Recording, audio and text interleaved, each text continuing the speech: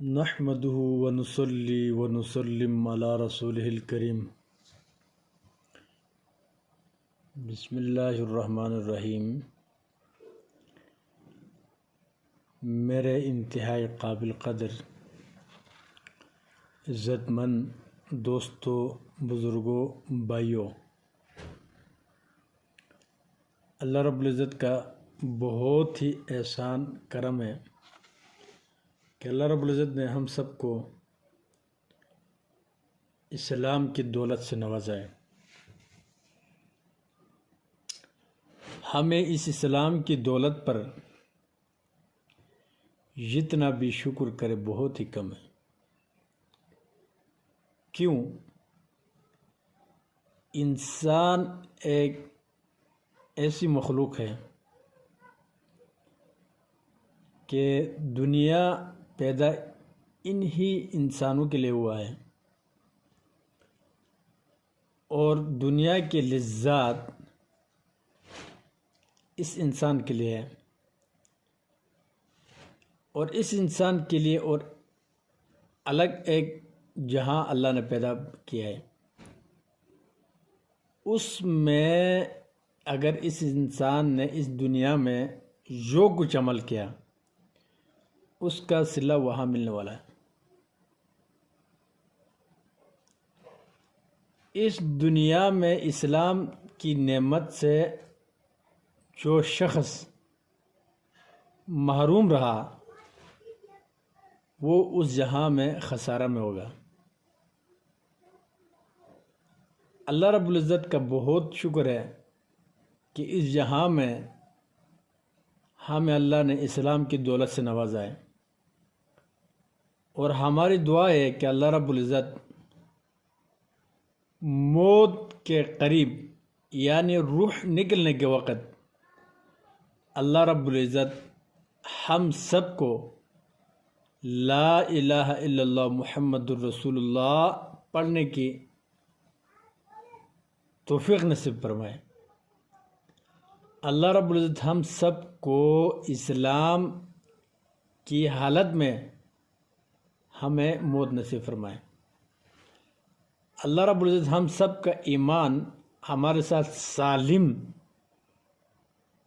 لوٹا دے ہمارے ساتھ۔ تو میرا کہنے کا مقصد یہ ہے کہ اللہ رب العزت نے اسلام کی دولت سے ہمیں نوازا ہے۔ اسلام ایک وسیع دین ہے۔ اسلام افراد تفرید سے خالی دین ہے۔ اسلام متوسط دین ہے، نہ اس میں زیادتی ہے نہ اس میں کمی ہے، اور اسلام دین بھی ایسی ہے کہ کامل دین ہے، کامل، تا قیامت آنے والے لوگوں کے لیے کامل دین اسلام ہے۔ اللہ رب العزت نے اس دنیا میں بہت سے مخلوق پیدا فرمایا ہے،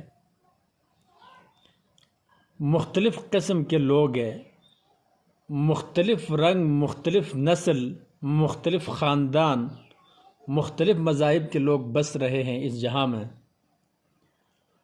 ان سب میں سے اللہ کے لیے قریب تر لوگ وہ ہیں جو اسلام میں داخل ہے، اور اسلام میں بھی داخل ہونے کے ساتھ ساتھ اللہ کے لیے مزید قریب وہ لوگ ہیں جو تقوی اختیار کرتے ہیں۔ اس بات پر اگر ہم نے جتنا بھی شکر کیا بہت ہی کم ہے کہ اللہ نے ہمیں اسلام کی دولت سے نوازا ہے۔ اسلام میں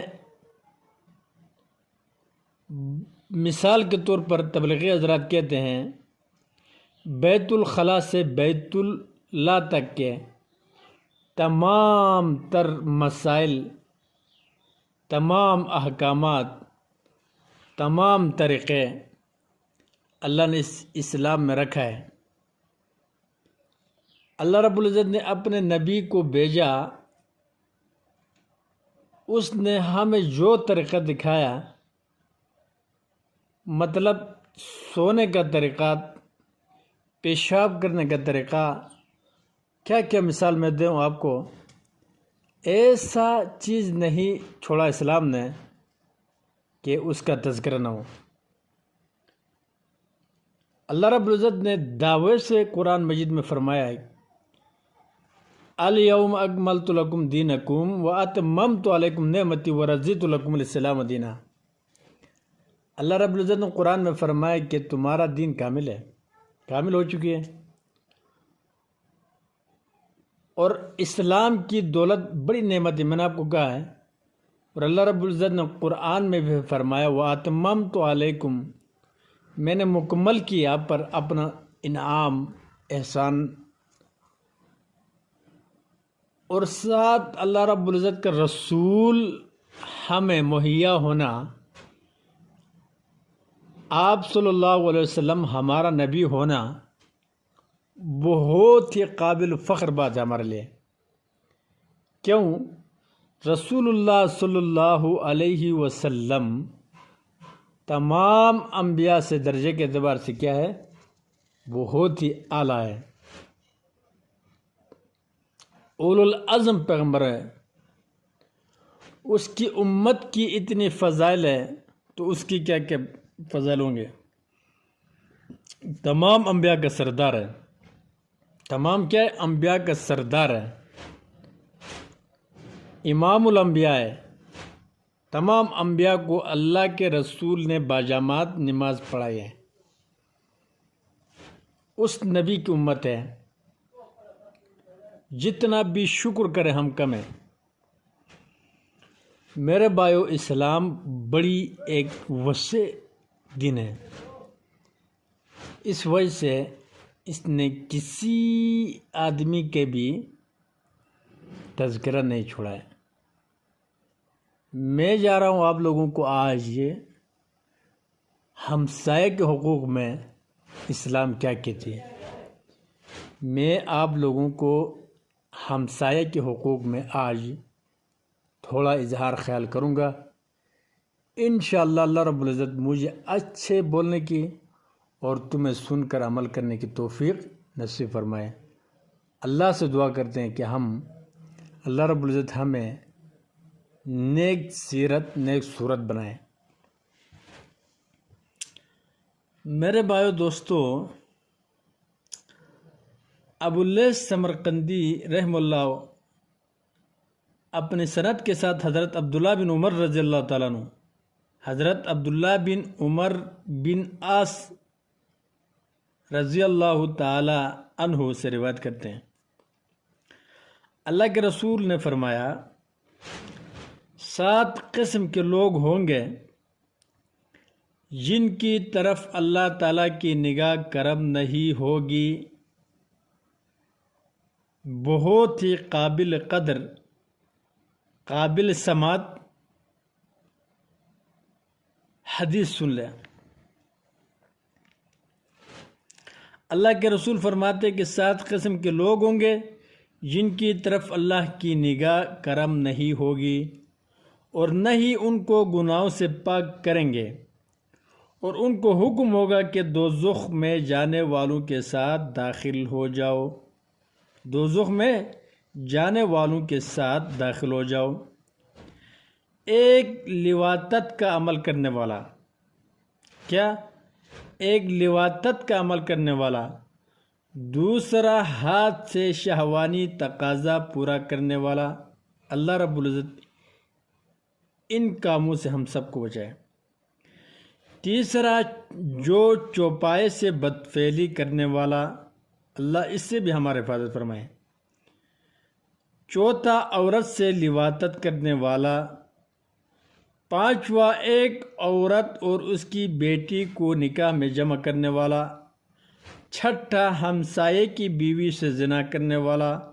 ساتواں اپنے ہمسائے کو ایذا دینے والا، البتہ اگر یہ لوگ توبہ کر لیں اور اس کی شرطوں کو بھی پورا کرے تو اللہ تعالیٰ معاف کرنے والا ہے۔ کیا ہے؟ اللہ غفور الرحیم ہے۔ یہ جو 7 گناہ ہیں آج کل اس دنیا میں اتنے عام ہو چکے ہیں، اللہ معاف فرما لے۔ ہر آدمی، ہر فرد ان میں کسی نہ کسی گناہ میں مبتلا ہے۔ اللہ ہم سب کی حفاظت فرمائے۔ بہت ہی عجیب سا گناہ ذکر کیا ہے۔ بس یہی دعا کر سکتے ہیں ہم اللہ سے کہ اللہ رب العزت ہمیں ان جیسے خبیث گناہوں سے حفاظت فرمائے۔ حضرت عبداللہ بن مسعود رضی اللہ تعالیٰ عنہ راوی ہے، حضور صلی اللہ علیہ وسلم نے ارشاد فرمایا، اس ذات کی قسم جس کے قبضے میں میری جان ہے، کوئی انسان اس وقت تک کامل مسلمان نہیں ہو سکتا جب تک کہ لوگ اس کے قلب سے، ہاتھ اور زبان سے محفوظ نہ ہو جائے۔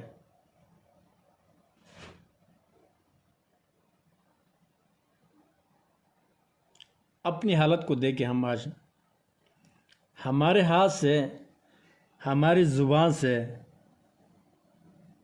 کتنے لوگ ناراض ہیں، کتنے لوگ محفوظ ہیں ہم سے اور کتنے ناراض ہیں۔ قلب سے، دل سے کسی کو ناراضگی نہیں کرنا، زبان سے اظہار کر کے ناراضگی نہیں کرنا، ہاتھ سے ضرر پہنچا کے ناراضگی نہیں کرنا۔ اور کوئی بندہ اس وقت تک کامل مومن نہیں ہو سکتا جب تک کہ اس کا ہمسایہ اس کے مظالم سے مامون، محفوظ نہ ہو جائے، امن میں نہ ہو جائے، محفوظ نہ ہو جائے۔ راوی کہتے ہیں، ہم نے پوچھا بوائقہ، یہ لفظ حدیث شریف میں آیا ہے، اس کا کیا مطلب ہے؟ فرمایا اس کا مطلب دھوکہ اور ظلم ہے۔ اپنے ہمسائے پر دھوکہ بھی نہیں کرنا ہے اور ظلم بھی نہیں کرنا ہے۔ ایک تو ظالم ہو کے اپنے ہمسائے پہ ظلم کرتا ہے، دوسرا ہمسایہ غریب ہو کے ظالم پہ کیا کرتا ہے؟ یا اپنے مالک کا ظلم کرتا ہے، اس کا چوری کرتا ہے، اس کے نقصانات کرتا ہے، اس کا غیبت کرتا ہے، اس کو تنگ کر رہا ہے۔ دوسرا ظالم، اس کا تو ظلم سے ہر ایک آدمی محفوظ نہیں ہو سکتا ہے۔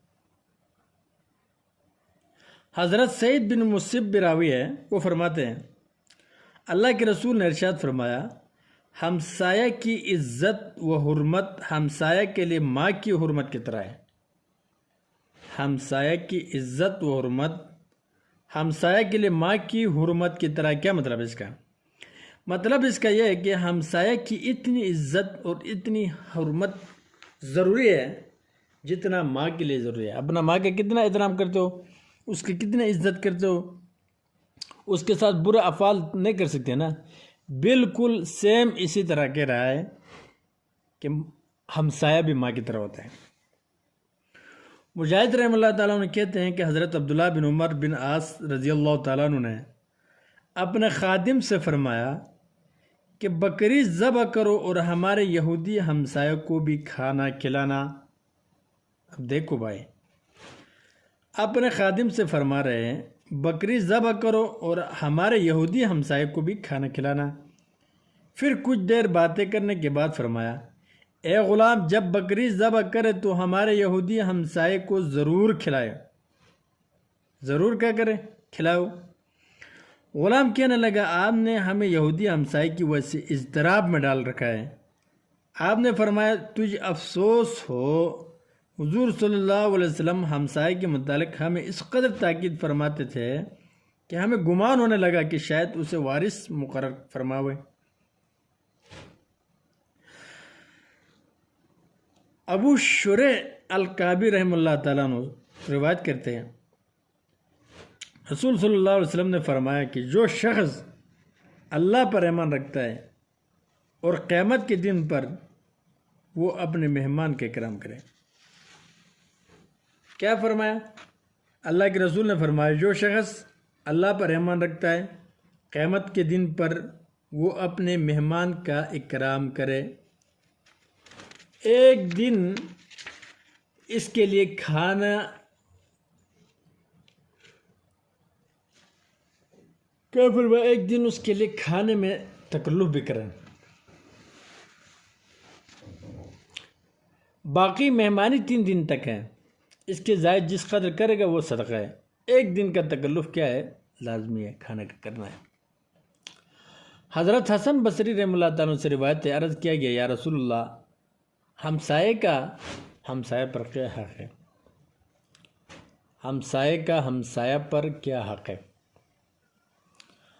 فرمایا کہ تو اس سے کبھی قرض مانگے تو قرض دے دو، قرض مانگے تو قرض دے دو، دعوت کرے تو قبول کرو، بیمار ہو جائے تو بیمار پرسی کرو، کسی موقع پر مدد کی ضرورت ہو تو مدد کرو، کوئی مصیبت آ جائے تو تعزیت کرو، کوئی بلائی میسر آئے تو اس پر مبارکباد کہو، فوت ہو جائے تو کفن دفن میں شامل رہو، سفر پر چلا جائے تو اس کے گھر بار اور اہل وعیال کا خیال رکھو، اور اپنے کم ظرفی کی وجہ سے اسے ایذا نہ پہنچاؤ، مگر یہ کہ ہدیہ دے کر اس کا ازالہ کر دو۔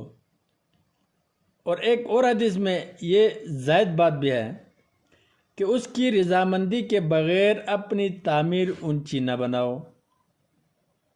بہت ہی اہم بات ہے، اس کی رضامندی کے بغیر اپنی تعمیر اونچی نہ بناؤ۔ حضرت ابو ہریرہ رضی اللہ تعالیٰ عنہ سے روایت ہے کہ اللہ کے رسول نے ارشاد فرمایا صلی اللہ علیہ وسلم، جبرائیل علیہ السلام مجھ ہمسائے کے متعلق تاکید فرماتے رہے حتیٰ کہ مجھ خیال گزرنے لگا کہ اس کے وارث ہونے کا حکم سنائیں گے۔ اور ابو ہریرہ رضی اللہ تعالیٰ عنہ یہ بھی روایت کرتے ہیں، مجھ اللہ کے رسول نے ارشاد فرمایا صلی اللہ علیہ وسلم، اے ابو ہریرہ حرام چیزوں سے پرہیز کر، تمام لوگوں سے زیادہ عبادت گزار بن جائے، قناعت اختیار کر۔ قناعت کیا ہوتی ہے؟ جتنا اللہ نے دیا اس پر صبر کر، شکر کر، سب سے زیادہ شکر گزار بن جائے گا۔ کیا فرمایا؟ ایک حرام چیزوں سے پرہیز کر، تمام لوگوں سے زیادہ عبادت گزار بن جائے گا۔ حرام سے پرہیز ہو آدمی تو عبادت گزار بن جاتا ہے۔ قناعت اختیار کر، سب سے زیادہ شکر گزار بن جائے گا۔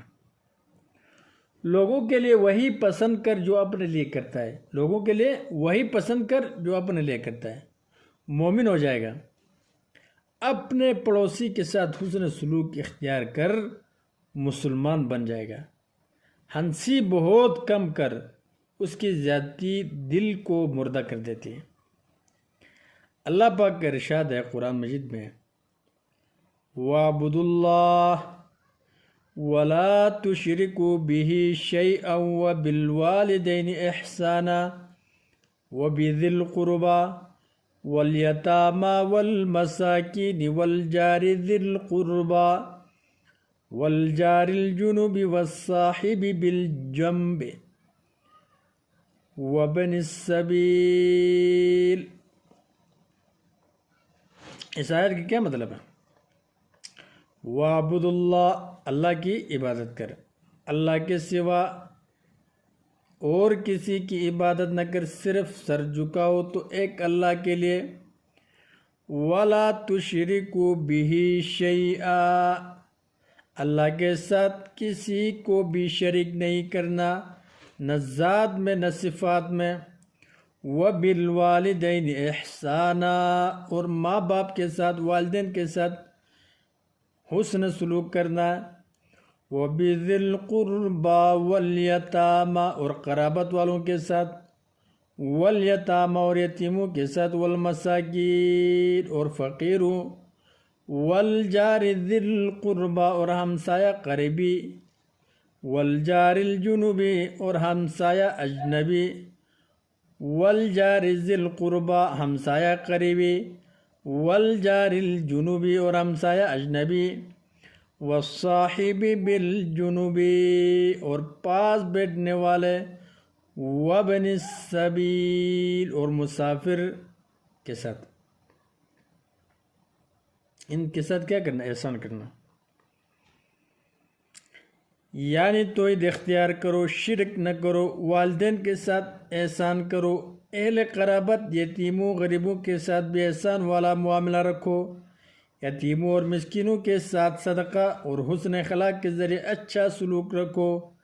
راہ گزر، مسافر اور قریبی پڑوسی کے ساتھ جو رشتہ دار بھی ہے اور دور والا پڑوسی جس کے ساتھ رشتہ داری نہیں اس کے ساتھ بھی احسان اور حسن سلوک کا معاملہ رکھو۔ ابھی میں آپ لوگوں کو ہمسایہ کیا چیز ہوتا ہے، ہمسایہ کتنا قسم کا ہوتا ہے، میں اس کا تفصیل کروں۔ حضور صلی اللہ علیہ وسلم نے ارشاد فرمایا ہمسائے 3 طرح کے ہوتے ہیں، بعض کے 3 حقوق ہیں، بعض کے 2 اور بعض کا صرف 1 حق ہے۔ 3 قسم والے حقوق، 3 قسم کے حقوق رکھنے والا ہمسایہ وہ ہے جو ہمسائیگی کے علاوہ رشتہ دار بھی ہے اور مسلمان بھی۔ ایک ہمسایہ ہونے کی وجہ سے، دوسرا رشتہ دار ہونے کی وجہ سے، تیسرا مسلمان ہونے کی وجہ سے 3 حقوق ہیں۔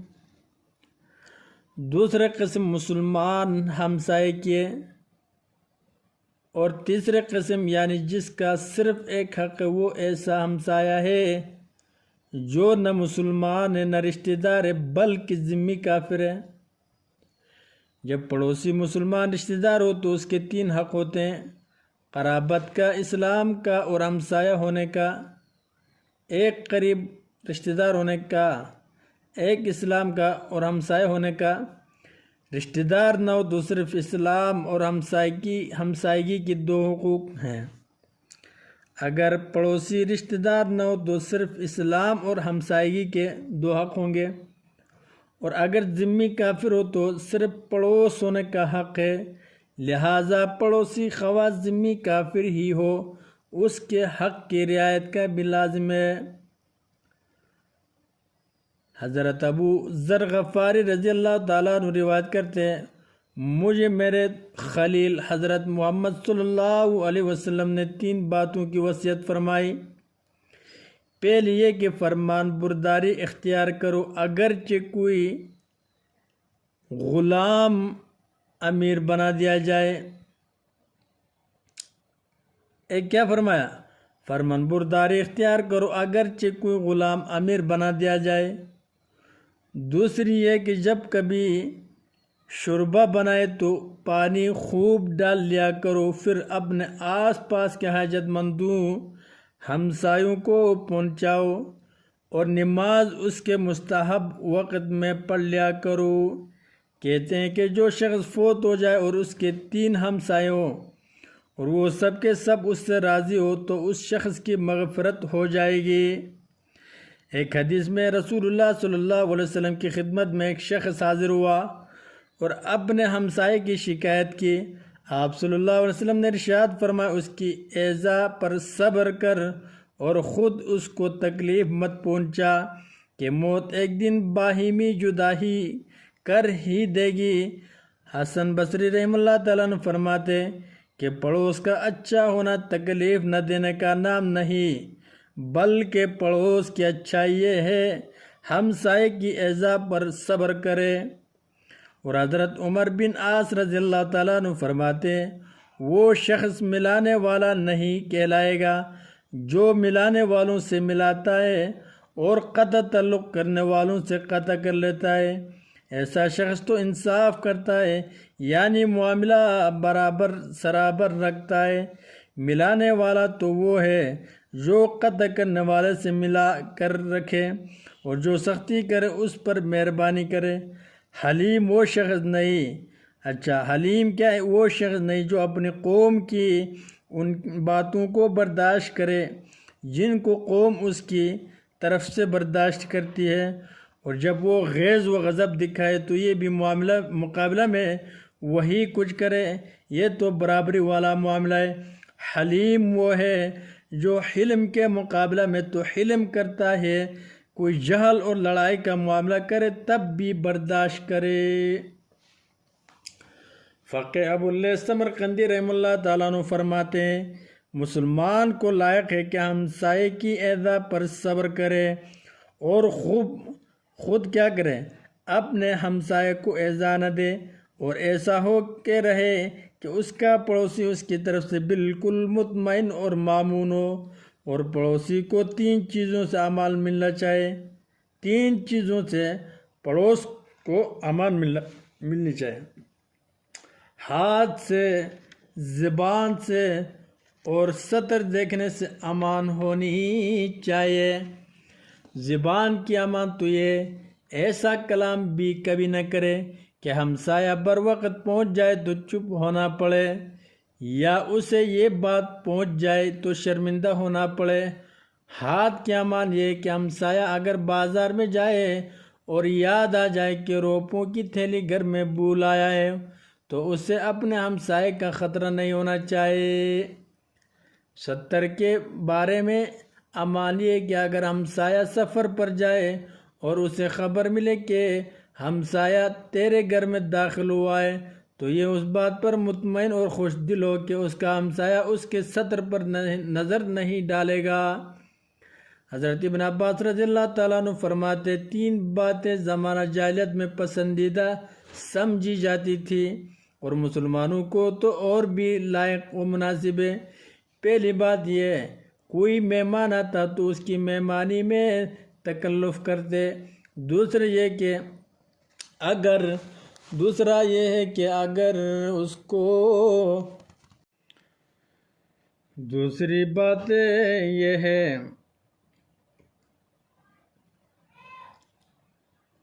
پہلی بات ہے کوئی مہمان آتا تو اس کی مہمانی میں تکلف کرتے۔ دوسری یہ کہ اگر کسی کی بیوی بوڑھی ہو جاتی تو اسے طلاق نہ دیتے بلکہ اپنے پاس ہی رکھتے کہ کہیں ضائع اور ہلاک نہ ہو جائے۔ تیسرے یہ کہ اگر ان کے ہمسایہ کو قرض یا تنگ دستی یا کوئی اور آفت پہنچتی تو وہ لوگ اس کے قرض کی ادائیگی کے لیے اور سختی سے نکالنے کے لیے پوری کوشش کرتے۔ حضرت انس بن مالک رضی اللہ تعالیٰ عنہ روایت کرتے رسول اللہ صلی اللہ علیہ وسلم نے ارشاد فرمایا کہ ایک ہمسایہ اپنے ہمسایہ کا قیامت کا کیا کرے گا، ایک ہمسایہ اپنے ہمسایہ کو قیامت کے دن دامن پکڑے گا، کہے گا اے اللہ تو نے میرے اس بھائی پر فراخی اور وسعت فرمائی تھی اور مجھ پر تنگی تھی، میں بھوکھوں شام بسر کرتا اور یہ سیر ہو کر آپ اس سے پوچھیں کہ اس نے مجھ پر اپنا دروازہ کیوں بند کیا تھا اور مجھ اس نعمت سے کیوں محروم رکھا جس کی تو نے اس پر بے تحاشا فرمایا تھا، بے تحاشا انعامات فرمایا تھا۔ حضرت سفیان ثوری رحمہ اللہ تعالیٰ نے فرماتے کہ 10 چیزیں ظلم و جفا میں شمار ہوتی ہیں۔ اول یہ کہ کوئی آدمی یا عورت اپنے لیے تو دعا مانگے مگر اپنے والدین کے لیے اور عام مومنین کے لیے دعا نہ مانگے۔ دوسرے وہ آدمی جو روزانہ قرآن پاک کی 100 آیات تلاوت نہیں کرتا۔ تیسرے جو شخص مسجد میں داخل ہوا اور 2 رکعت پڑھے بغیر ہی نکل آیا۔ چوتھے وہ آدمی جو قبرستان سے گزرا اور ان پر سلام نہیں کہتا اور نہ ہی ان کے لیے دعا مانگتا ہے۔ پانچویں ایسا آدمی جو جمعہ کے دن شہر میں یا اور جمعہ پڑھنے بغیر ہی چلا گیا۔